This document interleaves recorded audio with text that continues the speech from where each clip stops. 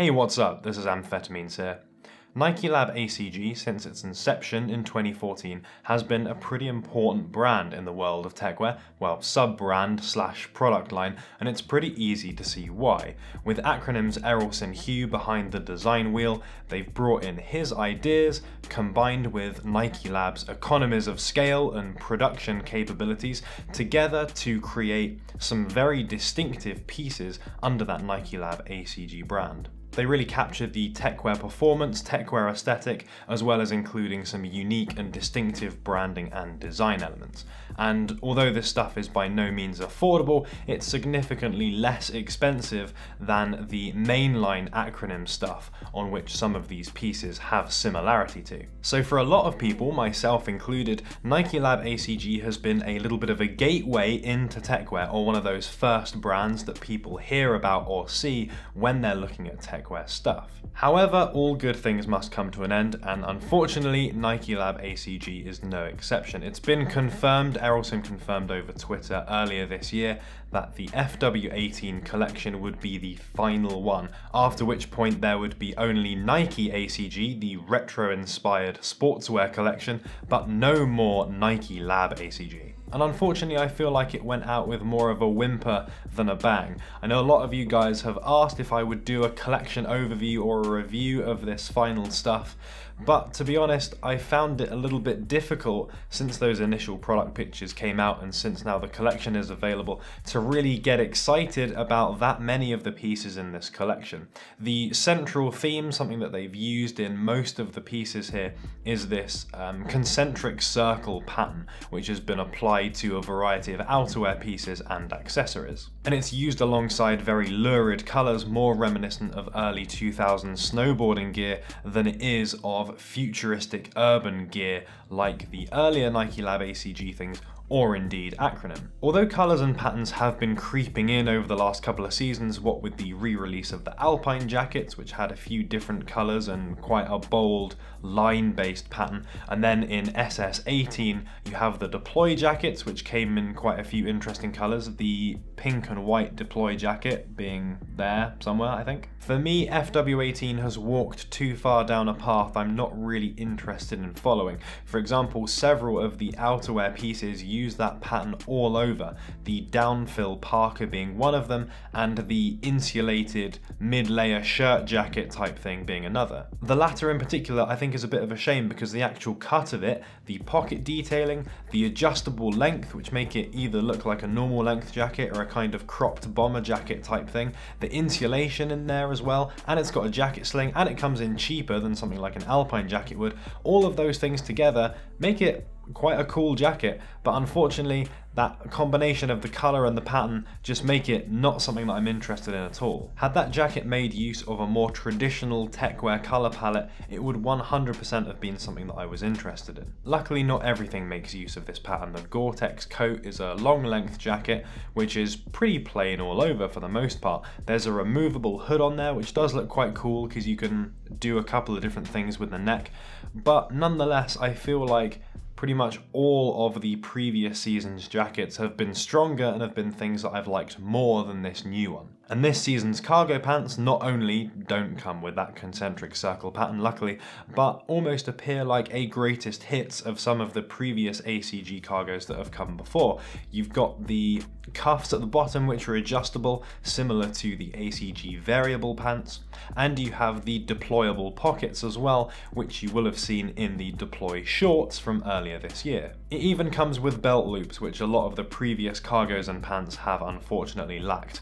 However, based on the product pictures on various websites, I'm just not really convinced of the overall fit of these, and as someone that bought and returned the ACG Deploy cargo shorts, I'm not really that convinced about the deployable functionality on pants, particularly as when these pockets are stowed away, you do have those residual zips just sitting on the front of the pant, and I don't really think it looks particularly good. Some of the accessories do make lighter use of this pattern, which people might find more to their taste. For example, there's a couple of beanies which use the pattern, which when combined with an overall plain techwear outfit is not going to be too overbearing, and you've got things like gloves, And there's a hydration vest as well, which has little elements of this pattern, but it isn't present all over. And while some of those things do look quite nice, I still find myself thinking, particularly with something like the hydration vest, I would prefer it if it was just plain black. It also seems like a lot of these accessories are not stocked at all retailers, so they're a little bit tricky to find. I'm not really exactly sure why that is, because it seems like those bits would be the most popular ones, but there you go. So it's not exactly a glowing review from me, I know, but I don't think I'm alone in this sentiment. You can tell that just by the fact that I've seen less people out there wearing this new season stuff compared to the older things, less people getting excited about it online, and just the sheer number of retailers that still have all this stuff available do suggest to me that fewer people are interested in it, fewer people are picking it up, and that means that it's more likely that this stuff is going to hit the sales and potentially even end up at outlets, as some people are theorizing. But the point of this video isn't just to brainlessly roast Nike Lab ACG FW18, but one, to press F and pay respect for the end of Nike Lab ACG, and two, to have a look at what our alternatives might be now this collection is not going to have any more releases. Because it's no secret that over the years I've been a big Nike Lab ACG fan. I've got something like the 6 pieces maybe, all of which I wear fairly frequently, and honestly I'm going to miss having a look over these new collections and getting excited about them when those first images come up. So what are our options for alternatives? Well, first of all, of course, we can look back to previous collections. Although there's not going to be any more, that doesn't mean that the older things suddenly disappear into the ether. And yes, this stuff isn't going to be new, but if you take a look on places like Grailed, Depop if you're in the UK, there's a couple of Facebook groups as well, there's a Techwear one, and there's a specific Nike Lab ACG one, you might find that some of this stuff does come up over time. People do buy and sell all the seasons of Nike Lab ACG stuff.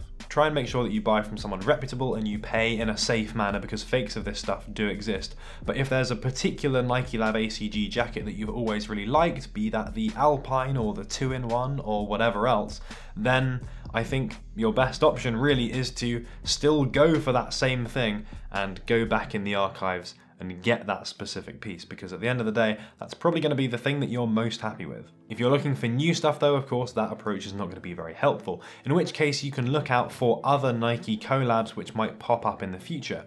This year we've already had stuff from Matthew M. Williams, we've had stuff from A Cold Wall as well, Samuel Ross's brand, and both of those introduced some kind of techwear ideas but with a bit of a different spin on it. So Matthew M. Williams went more for the athletic style, and then the A Cold Wall stuff was a little bit more industrial, a little bit more brutalist.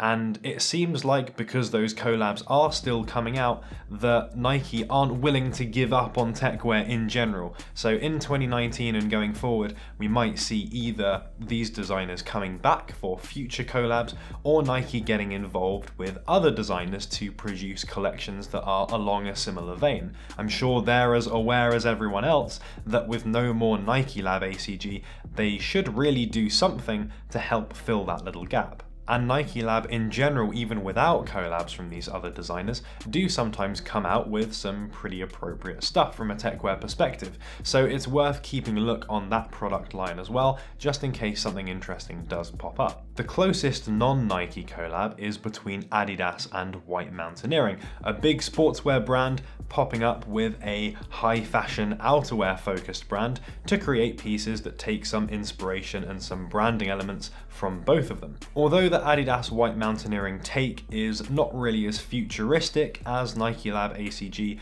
it's a little bit more plain, it's a bit more predictable, and in my opinion, not quite as interesting, there are still some clear similarities, and over the years there have been some interesting pieces that have come out of this collab. So again, it's a thing worth exploring, and I'm sure in future we will be seeing more stuff from Adidas and White Mountaineering. At retail, the price point is often fairly similar to Nike Lab ACG too, although you might find that the Adidas White Mountaineering stuff may well pop up in sales occasionally. That seems particularly true with the footwear. If you liked ACG accessories and the branding aspect, then I think Y3 is going to be a good alternative brand here.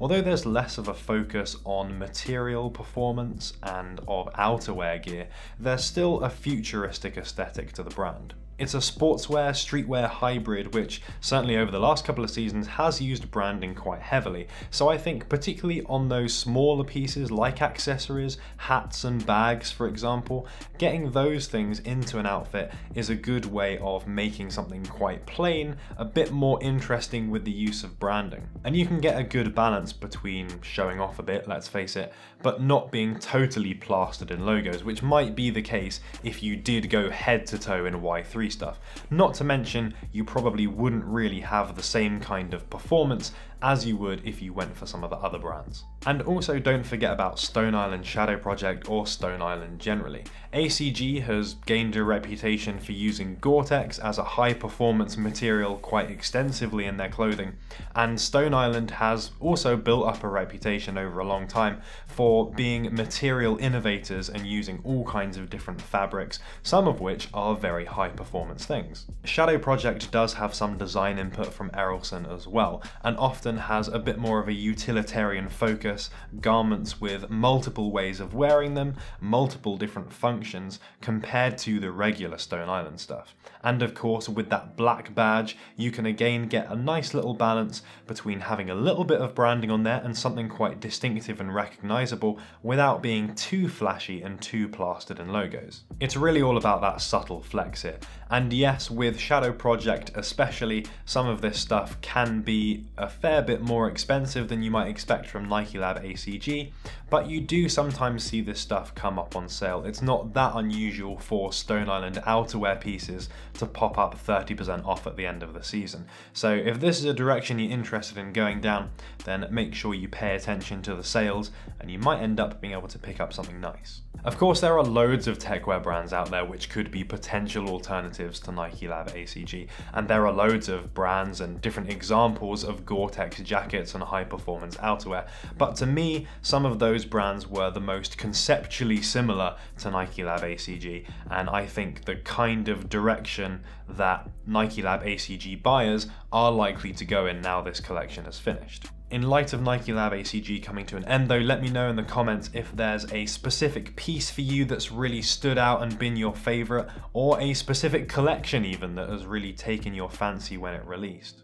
And tell me how you feel about there being no more as well. Is this going to leave a big ACG shaped hole in your heart? Or do you think maybe you weren't feeling some of the most recent collections or ACG in general, so you're not really that interested? Or do you feel like there's going to be some other stuff coming out which is going to quickly act as a decent replacement to this stuff? Either way, let me know down there in the comments. Share, lie down on the couch, let me know how you feel, explain everything to Sigmund Antoine. So thank you so much for watching. If you did enjoy the video, please do give it a like. And of course, as always, we will be back next week with another video. I can't read your name because it's in Cyrillic, but shout out to you. Yes, I do think there is some kind of relationship between Outlier and Arc'teryx Valence. They are kind of existing in a vaguely similar space. Outlier in general, I think, is probably more wearable, more low-key than Valence is. Valence is more futuristic, but yeah, the Outlier experiments specifically pull things over in that more futuristic direction for sure. And shout out to Patrick O'Reilly. Yes, I do think that the ISPA React looked pretty cool. There's going to be another ISPA shoe coming out soon, which looks super interesting. So when that does come out, I may well end up picking that up and doing a review on it. Thanks for making it all the way to the end of the video. If you want to check out some more, there's going to be links near the head. And if you haven't subscribed yet, but you like this video, then guess what? The other ones may well be similar. So make sure you hit that and then you'll be subscribed. You can see all that cool new stuff right when it comes out.